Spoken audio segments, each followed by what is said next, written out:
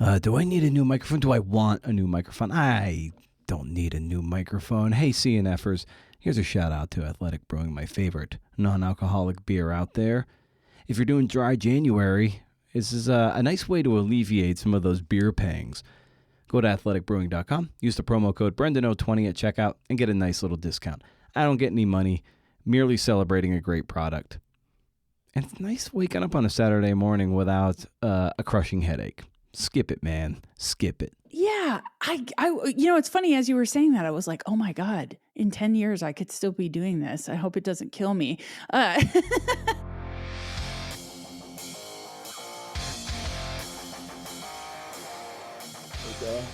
Come on, yawn. Oh. You ever have to yawn and it just won't yawn? Hey, CNFers, it's the Creative Nonfiction Podcast, a show where I speak to badass people about the art and craft of telling true stories. Leah Sottile. I love Leah. She's back on the show. You know her from the podcast Bundyville and Burn Wild. She's the author of When the Moon Turns to Blood. It is now out in paperback. I know you got a few gift cards burning a hole in your wallet. She wrote a bonus chapter for the paperback release, worth the price of admission, where she witnessed the murder case against Lori Vallow, the Doomsday Queen. I think that was her nickname. Leah's bonus chapter is pretty riveting, dark, gruesome, and a bit funny at times. A significant part of our conversation, Riffs, on this great list of writing tips from Kurt Vonnegut. I have the link in the show notes to where I found this list. Is Maria Popova's Marginalian page, and I'll put it there. It's well worth the read, and I use that list to prompt Leah. You know, given Leah is such a big Vonnegut fan, as I am, maybe my favorite writer, I thought it'd be fun to have her riff on those points as well. It'd be wicked cool if you subscribe to the podcast and maybe even consider becoming a patron over at patreon.com/CNFpod. Go there, shop around, see what you like, see what you don't like. Also, I've been bleeding newsletter subscribers for some reason, so if you're not already subscribed to my monthly Rage Against the Algorithm newsletter, head to brendanomeyer.com, to sign up and also to find show notes to this episode. And at last count, 1,000 others? No, it's not 1,000, but it's getting there.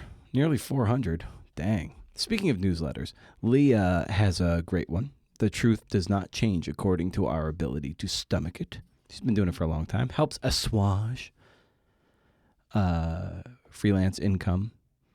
She has some free components, but she encourages you to subscribe with dollars and cents. She writes a lot about far-right extremism, as some of you know, in the American West. She's one of my favorite people to speak to, and I just love her voice. So let's get to it. Here's Leah. Riff.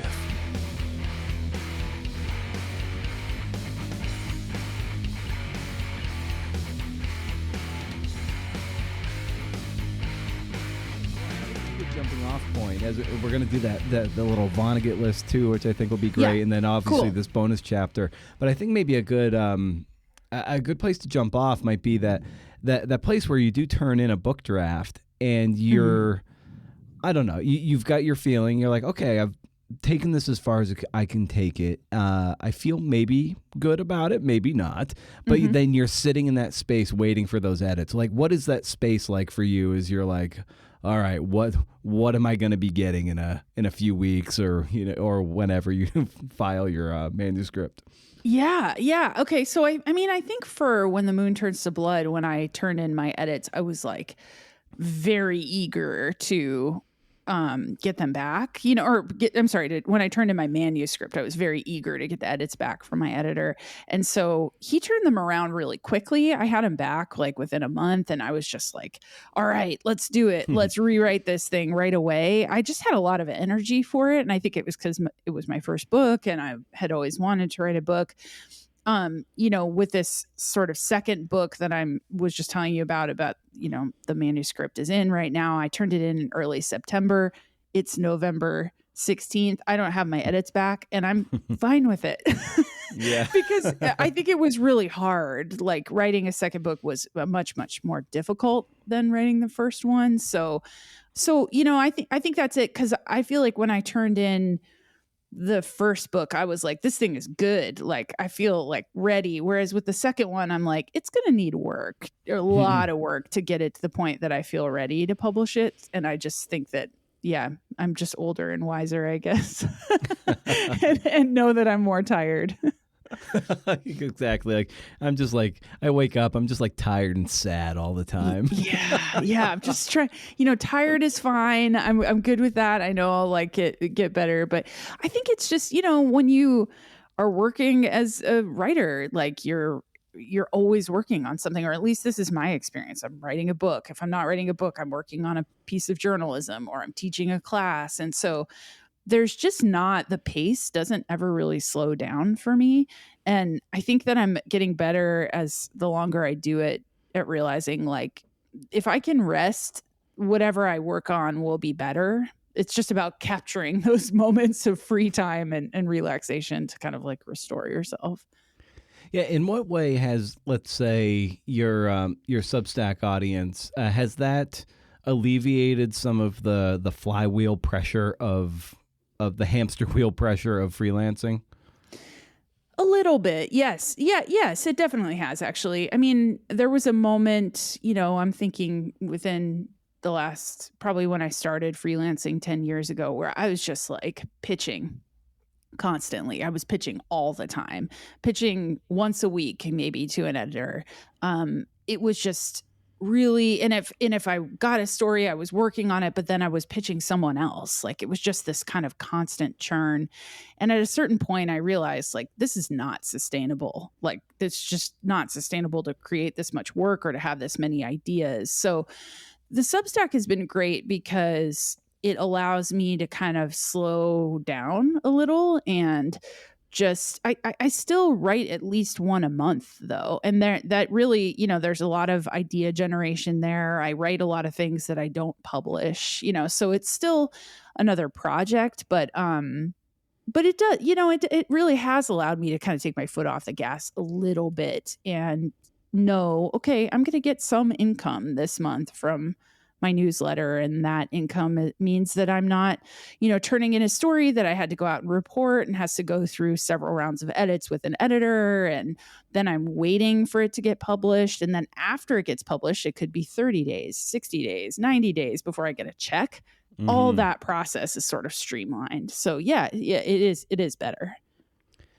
I was fortunate enough to just speak at a friend's class earlier in the week. It was just a very small cohort of creative nonfiction writers, Cool. and kind of like not so, mainly some like older people, meaning like middle age and older, who are still kind of like novice writers.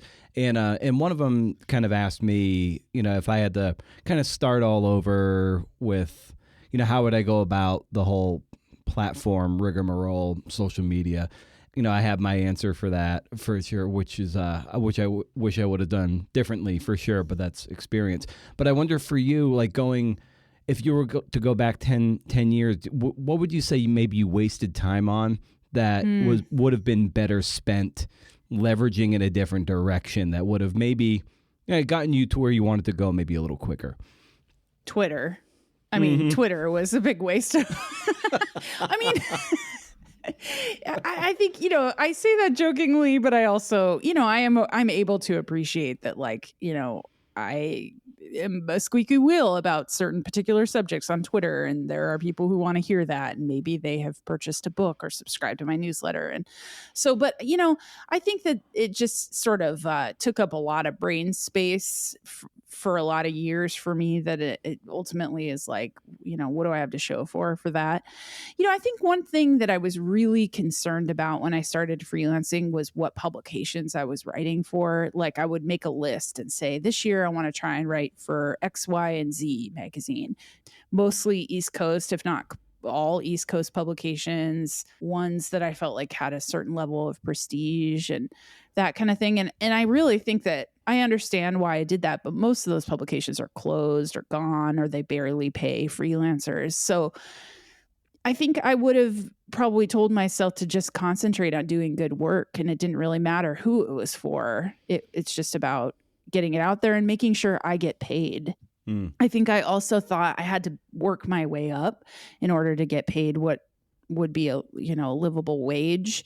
And I think I just didn't value my own work for a long time. And it took me meeting enough other freelancers saying like, why are you writing for that low of money? And I was like, oh, I thought I had to. So, I think that, there's probably a lot of different things in that I didn't value my work in the way that I thought I could. But yeah, I definitely would have told myself like, you can write for more money. Mm-hmm. Yeah, it's I feel like I can speak to this particular thing because I was kind of obsessed with it myself. Was this idea of having to build platform? You're kind of hoodwinked into thinking like you need this platform on social media and things will kind of take care of itself. And I think a lot of novice writers, and like I said, I can speak to this because this is how I was doing it. Like you kind of get it backwards. You try to maybe build this platform on Twitter, but you don't have a body of work. So you don't really have anything to say. Whereas you should just be putting out work, just churn, like just publish as high profile as you can. If you can't get there, just go lower. And then linking back to your website, linking to whatever social media handle you want. Like, don't even worry about that. And the fact is you're getting better at writing. You want to write in the first place. And your platform will grow just organically because you're publishing work. And I wish I had done that. Just pitch, work, and then the whatever social media following would have just taken care of itself. Yeah, because I think it's so smart because, tweeting like crazy didn't make me a better writer or reporter. It was just doing work. So, in a way that all that stuff is really a big distraction. Like, did I get work from tweets? I think I did a little. Did I get story ideas from people who I engaged with on Twitter? I can't think of any that would stick out. So, I think you're right. I think the platform thing just kind of comes later. And you're right. Like just doing the more work you do, the more you write, the better you get. I think it's just like anything, if you're a runner, the more miles you get, like you just become better at managing your time and your efficiency and how you do it. And I think that can't be stated enough. And I think maybe that's what we're all learning. That's what we all have Elon Musk to thank for, is just it's like, oh, maybe this didn't matter at all. Yeah, I think so. The last few years, I've come to think, I'm like, oh, wow, that it is meaningless, and you're at the behest of the whims of those social media power brokers. And whereas like, you've got your newsletter asset, which is permission driven. I have my reservations about Substack on the whole. I feel like they're a social media company that is in the disguise of a newsletter company. And so I worry about them long term slouching towards where all social media ends up going in the end. Sure. I hope it doesn't go that way, but that's just my gut tells me that. But it's one of those things where it's just you build that permission asset through doing good work over and over again, and that's why we got into this in the first place, was to do the work, not to like tweet a bunch of things. Totally. And I think that it's just good for people like to admit, I got maybe hung up on like mentions a little bit more, and I think it's a human thing. Like these platforms are built to keep our attention and keep us on those platforms, and it worked. But it's sort of sad it worked for the entire, publishing industry. I know. But I think a good place to start for people who might be frustrated by a lack of that platform is just like, okay, well, focus on writing things that maybe that interest you and you care about, and that segues into this Kurt Vonnegut list of, he has a list of 8 things, and we'll kind of riff on about 7 of them because they the first step is like just finding something you care about, and and so like just for you, when you're finding subjects or trying to track down ideas, like where are you finding ideas, and how do you find the subjects that you care about, so you can really lean in with your with all your your rigor. Yeah, I think for me, if I look at the entire, 20-ish years that I've been writing. I think that the thing that I come back to again and again is I care about writing about people who are overlooked, in some way, by society, by the media. Maybe something happened to them that got no attention or received attention, but it was kind of the wrong kind of attention or misguided or something like that. And even places that are thought of as flyover country or not important or not where anything interesting is happening. That is really kind of the stuff that it just gets me every time. And I think that I feel excited about going to those places. Like, in my book, I talk a lot about Rexburg, Idaho. I talk about Springville, Utah. And these are just, small places that not a lot of people would, go to unless they were passing through. And I like to go and kind of find what makes those places unique and special. So that, yeah, I think for me, that's the thing generally that I could say I've cared about the longest. Yeah, and true Vonnegutian wit, his next thing is do not ramble though, and he's like, I won't ramble on about that. Yeah, totally. Yeah.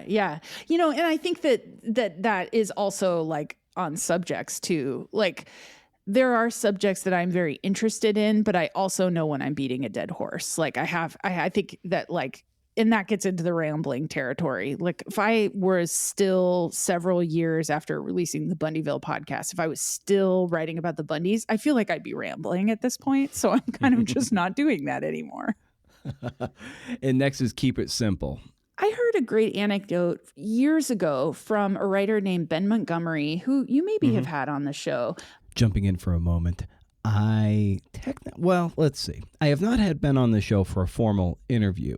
He was a part of the Remembering Matt Tullis episode because he was the founder of the Gangray podcast and the Gangray long-form journalism aggregator from the early 2000s or whatever.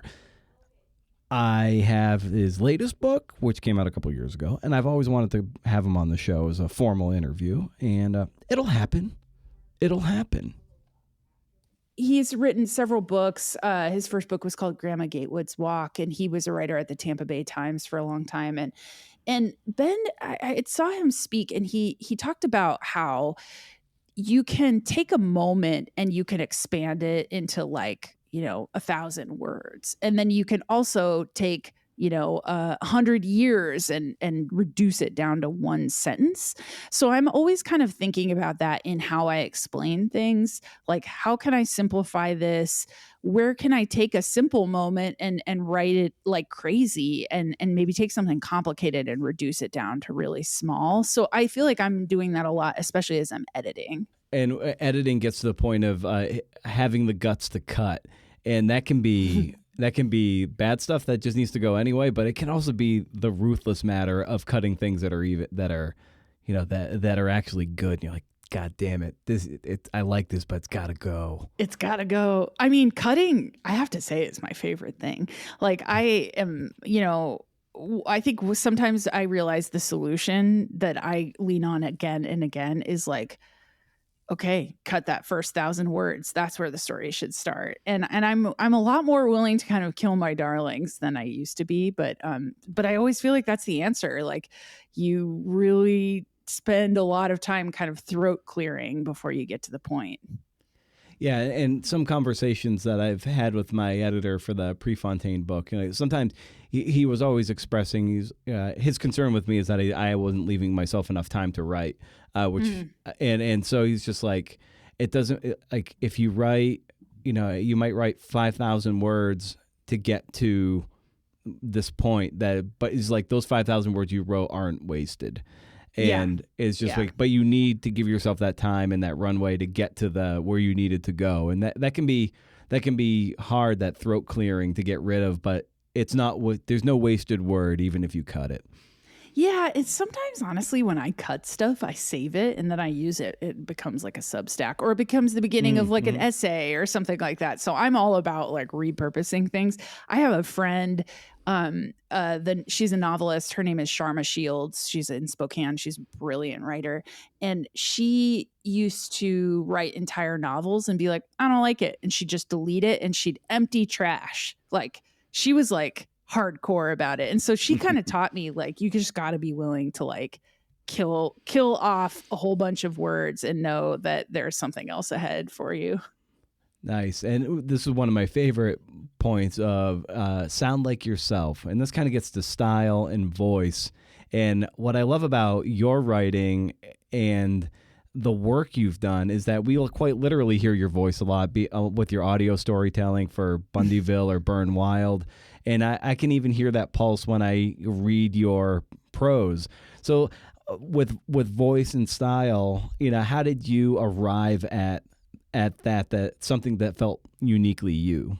I think there was a lot of experimentation that happened. Yeah. I look back at some things I wrote when I was, starting out, and some of it's really good. Some of it's really spirited, I would say, and like very excited and eager.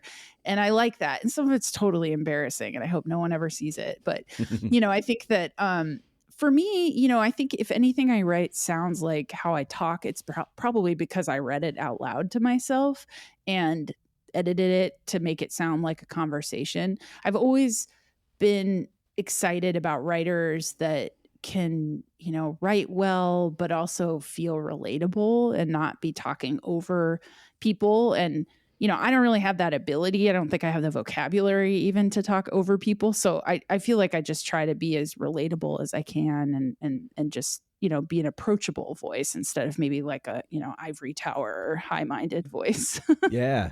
Yeah. And voice is, it's ever developing too. I'm sure 10 years ago you sounded different. 10 years before that Mhm. you sounded different. 10 years from now you're going to sound a little bit different. And Mhm. where it's kind of an odd question. Where do you see your voice going? If you can see that far into the future. Yeah, it's funny as you were saying that, I was like, oh my God, in 10 years, I could still be doing this. I hope it doesn't kill me. I know. I think that I find myself becoming, and maybe this is building a little bit on like realizing how unnecessary Twitter is, that social media moment that we were all stuck in for quite a while in journalism was really hysterical, I think, and really like, this is what comes next, like here we go, the world's ending, and like that didn't happen. And I definitely think I indulged in that a little.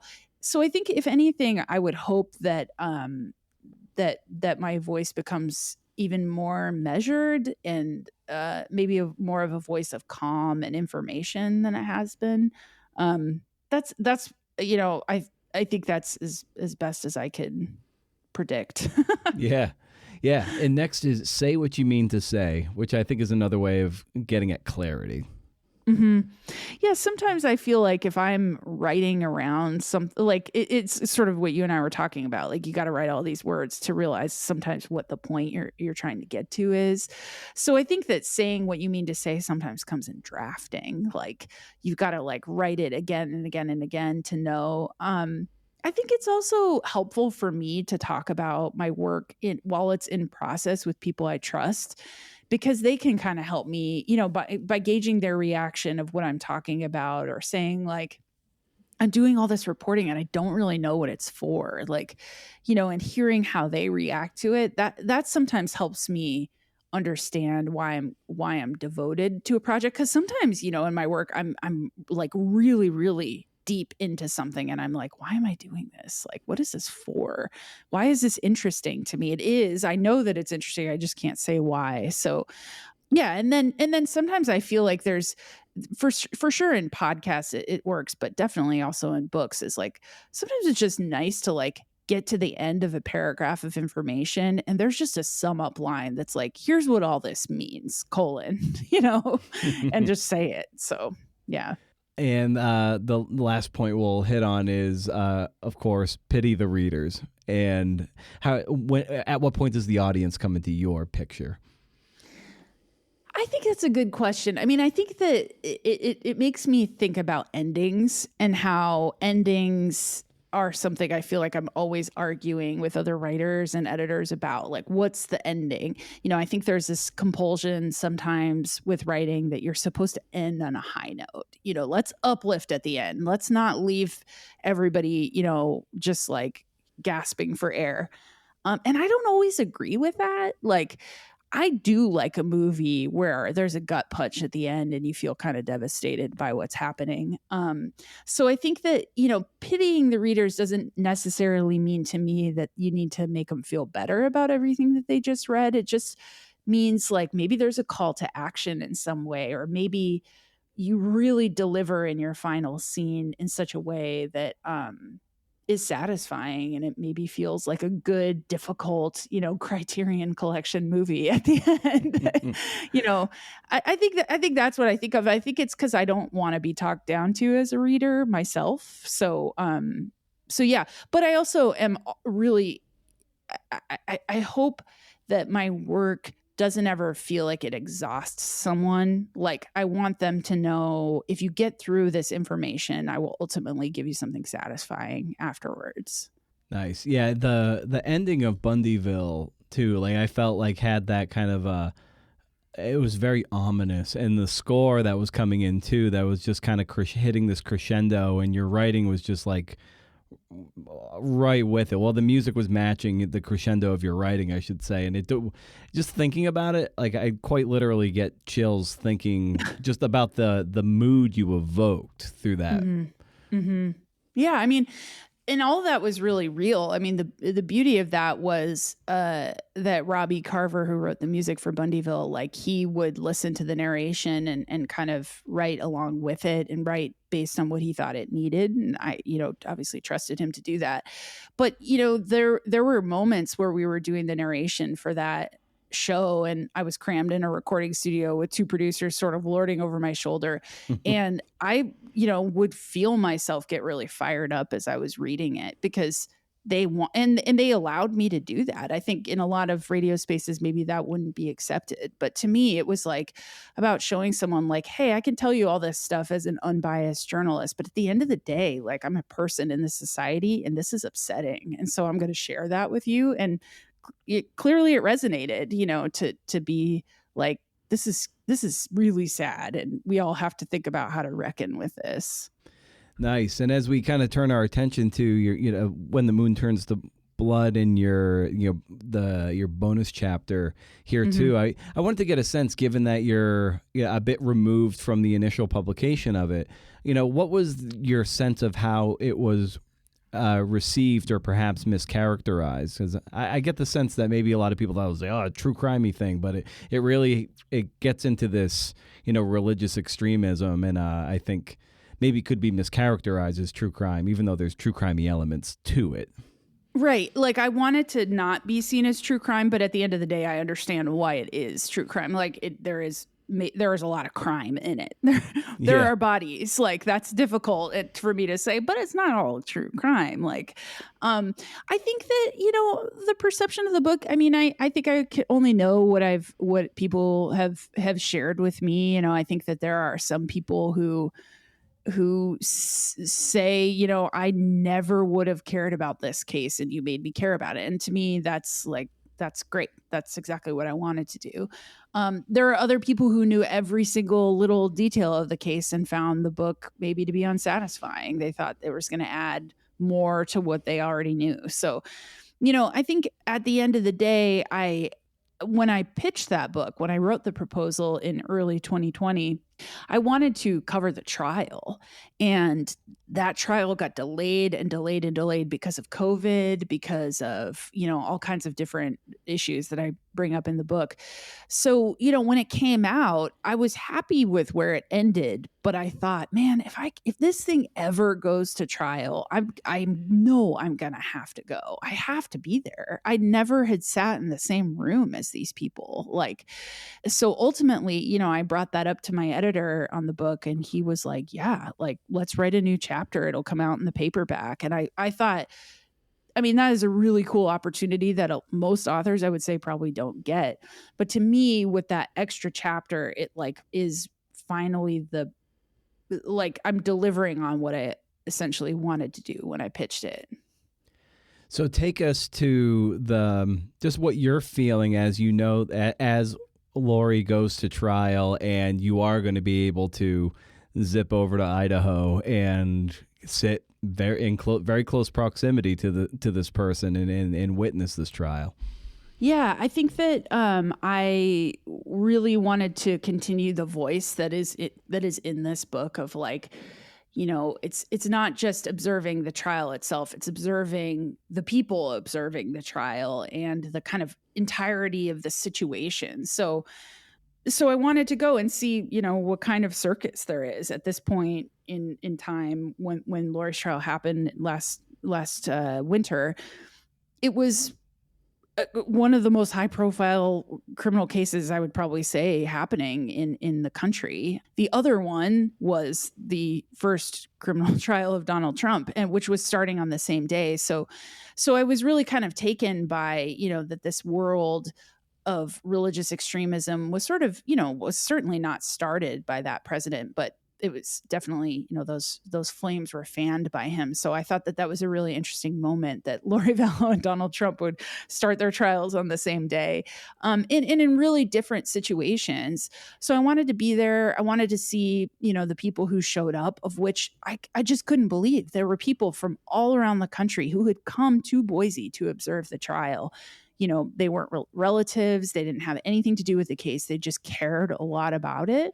So yeah, I started talking to those people and wanting to know why they were there. And then ultimately, I went to Boise twice for the trial because I couldn't stay permanently for 8 weeks.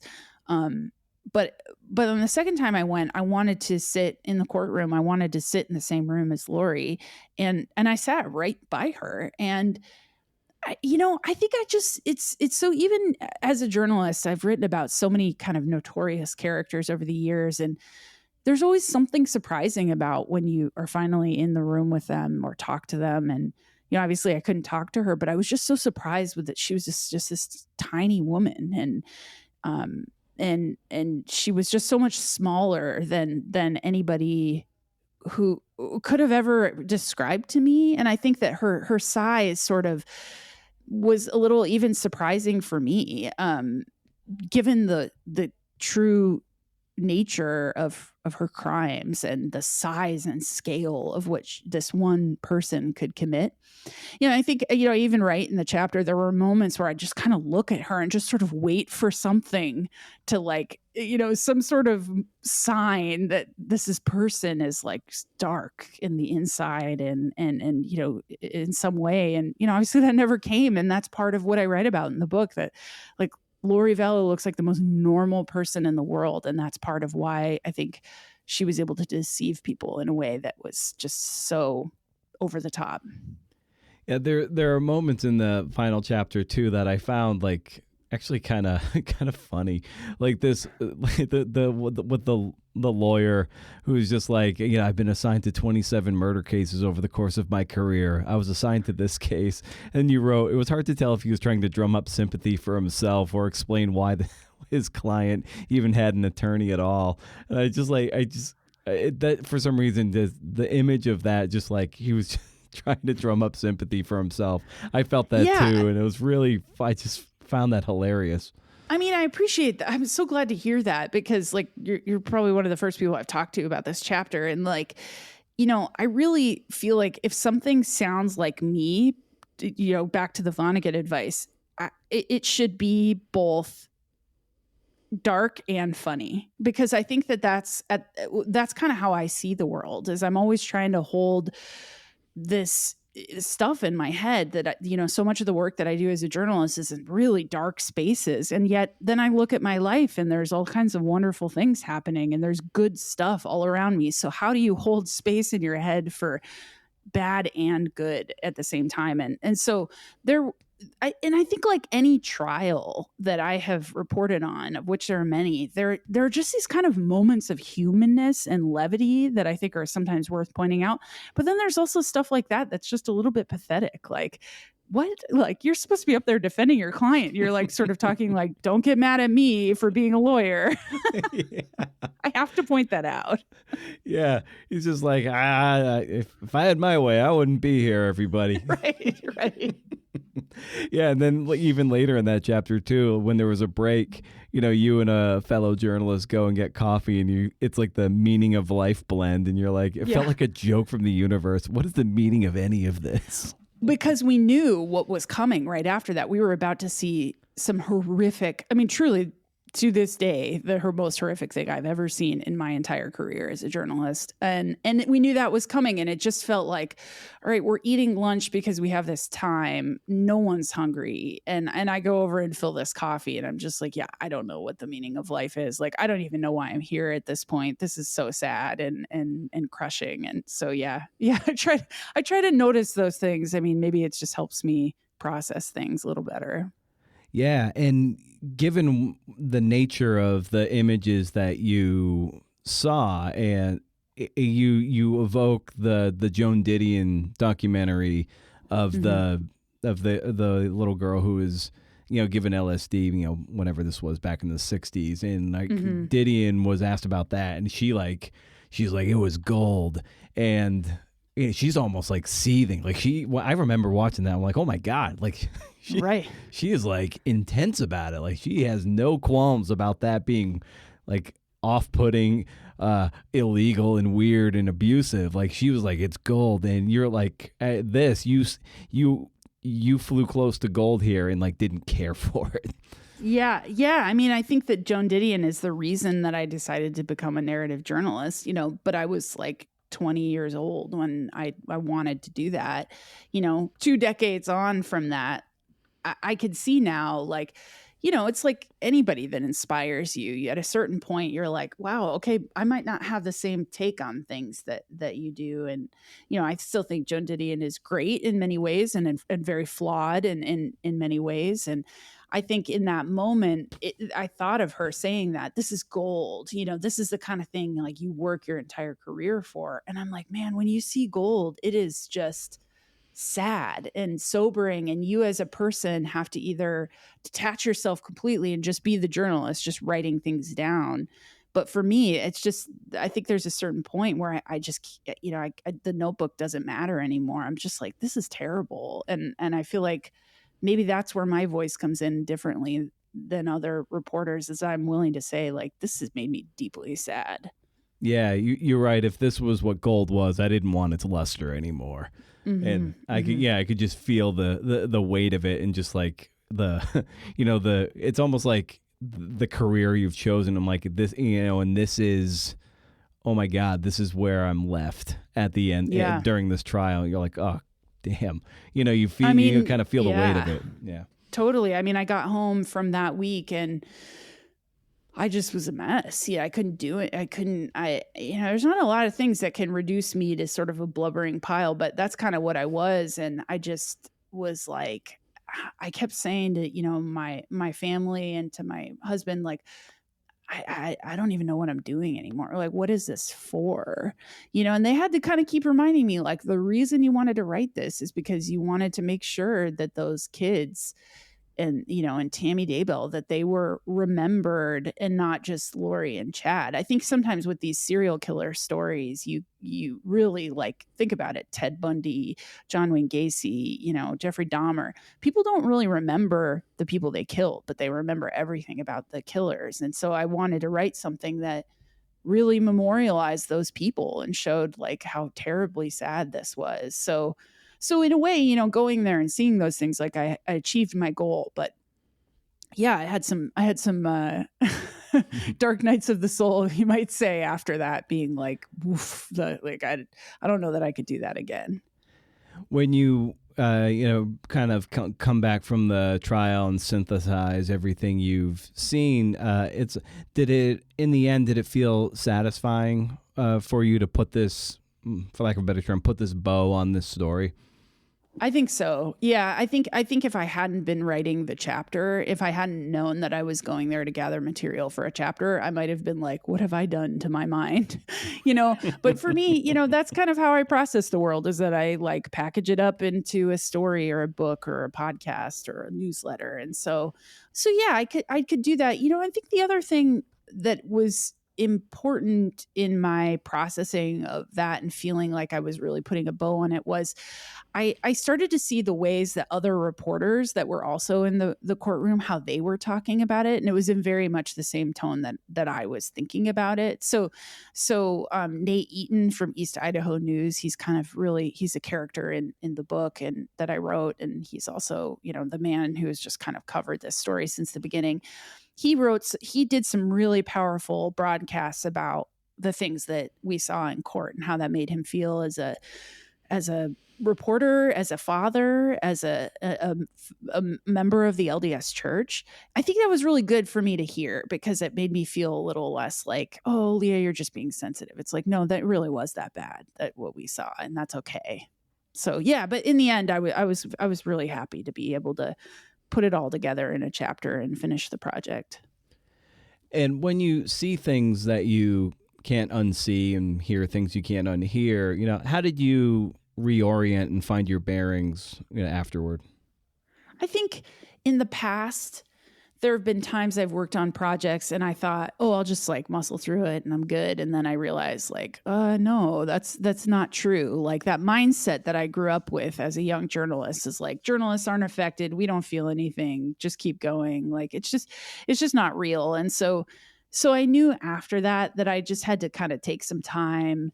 I wrote down a lot of those raw thoughts while they were fresh, and then I put it aside for a while and, worked on other things, worked on other projects that had nothing to do with this. But I also just kind of took a lot of time. Like I actually went on a vacation for a week, which is not a thing I do a lot. And just kind of tried to like be present and detach from the material. And then it made it ultimately better when I came back to edit it. Nice. And when you come down for a landing from this, there's always, and you were talking about endings earlier, it's oftentimes, we'll put, especially with narrative pieces, sometimes the tendency is to write things in your own words and everything. But in this case, you give the final word to, I believe, the judge, and it's handing down the judgment on a remorseless Lori Vallow. And just as you're synthesizing that, like, how did you know that your guitar was in tune for that particular ending? Well, it's interesting because I actually had the whole thing written before the sentencing, and it was like in editing, and I was just basically had left a space for how many months she got sentenced, or if she got the death penalty, or actually, I'm sorry, the death penalty was taken off the table, if she was going to get a life sentence. And so I was just kind of like, I'll have that to you at the end of today after she's been sentenced. But then the judge said all this stuff that was just so powerful. And finally, this voice, who's been there the whole time, was able to kind of give a little bit of his own opinion and see, and admit that it was outrageous to him too. And so I was like, stop the presses kind of thing. Like I have several more hundred words I want to say. And my editors were like, yeah, that's fine. Like, let's do it. Let's do it right. So it felt better to me because it was like I said, initially I wanted to write this book about the trial, have this big trial component. So it felt like, okay, that's it. Like that's the ending. And his words were so cutting and so powerful that I thought I just had to leave it with him. There's still the matter of Chad Daybell. Do you feel like, you're done, or is that something you're still pursuing just because you're so tied to it? I think I know myself well enough. Like, I think there was a moment even, far before Lori went to trial where I was like, yeah, I'm done with this. But then the trial got closer and I was like, I gotta go. I'm going. Like, I made a decision like right beforehand that I was gonna go and write, a chapter and things like that. So with Chad, Chad was initially what brought me to the project, was understanding his writing and his fiction and his sort of doomsday belief system. I think that if it goes to trial, I would be hard pressed to not be there, at least for a little part of it. Again, to sit in the same room as this person that I've written so much about, and I've talked a lot to his brother and things like that, and I'd like to see how the family processes these things.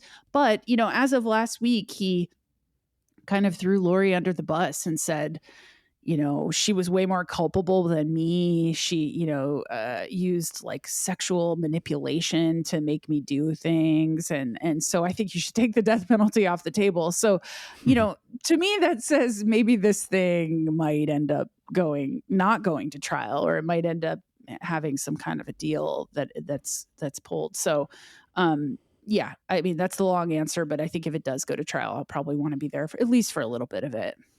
Oh, very nice. Well, Leah, this is always great to catch up with you about writing and freelancing and just your approach to these kind of things. And I'm excited that people are going to get this extra bonus for the paperback edition. Yeah. And as you know, as I like to end these conversations, I still like to ask guests for recommendations of some kind. Anything you're excited about. So, what do you want to recommend to the listeners? Oh, yes, that's right. You do that. Okay. What am I into right now? Okay. So I'm really into renting movies. And I don't mean like digital movies. We have in Portland a movie store called Movie Madness, where they have like hundreds of thousands of DVDs and Blu-rays and VHS tapes. Nice. And I have almost exclusively been renting DVDs, and I don't know what it is. It's like bringing me back to like when I was a kid and going to the movie store and like looking at all the covers and finding weird stuff. So if there's a movie store where you live, I'd say support them, but also, yeah, getting your hands on physical media is still very satisfying and I encourage it. Yeah, the Eugene Public Library here downtown has an extensive DVD collection, of which, or Blu-ray collection as well, that's where I get most of the movies I watch. So yeah, you got to do it. It's great. It's so satisfying in a way that's like hard to put my finger on. If you live in Bend, you've got the last Blockbuster video, I guess. So yeah. The people who know. Fantastic. Well, this is great, Leah. Thank you so much for coming back on the show. This was awesome. Yeah, thank you so much for having me. I really appreciate it. Hey, thanks, CNFers, and thanks to Leah for coming back on the show. Subscribe to the podcast wherever you choose to listen to them. And if you care, ratings and reviews help validate the enterprise for the wayward CNFer, just like you were at one time, Lauren. Here's a bit of a coincidence. Leah's recommendation was to find a place to rent physical DVDs or Blu-rays, and my riff today has lots to do with finding the love of physical media. And I'm not bitching about the usual stuff today. I get the appeal of stripped down spaces. I'm prone to clutter buildup, so the fewer things I own, the less likely it is I get myself into an untenable mess, a Gordian knot of bullshit. I love giving books away instead of keeping everything. I like giving books another life instead of gathering dust, because what's the likelihood I'm going to read or reread Novelist as Vocation by Murakami? Very unlikely. I like the book. It's still on my shelf, but I'm probably not going to reread it. If I'd rather like maybe donate it, and if I want to reread it, I'll probably just go to the library or something. So it'll either be given to a friend or put in the CNF and Little Library, or other little free libraries in my neighborhood. There are about 4 that I know of in my neighborhood. I don't know, a couple square miles. There have been a few essays written lately, most notably by Richard Brody of The New Yorker, about keeping physical media, like movies. Streaming platforms can deplatform items. They have expiration dates. They can edit things from the original, and there are never any bonus features and DVD extras. And that's the key. As writers, listening to filmmakers talk about cuts and edits is the best part for me in so many ways. The DVD commentary for deleted scenes on the Pixar movie Ratatouille is awesome. It is priceless. Brad Bird, the director, he talks about how brutal he had to get with certain scenes, an exercise in killing our darlings. It's quite good. But also, and here's the kind of the bad side of it, like DVDs are a lot of plastic. You got the case, it comes in shrink wrapped, and then the case is all plastic, and they can be expensive. If you buy a movie you haven't seen and you don't like it, you're either stuck with it or you have to donate it, or you're out like $5, $10 to $25. I really want to see Oppenheimer. I'm 86th in line at my library. It's not at Redbox, and I know Max, or I think it might be on. Oh no, you have to rent it through Prime. I'm not a Prime member, but I think you can buy or rent it through that. And I mean, it sucks if you didn't see it in the theater and you don't subscribe to Max, then you're kind of screwed.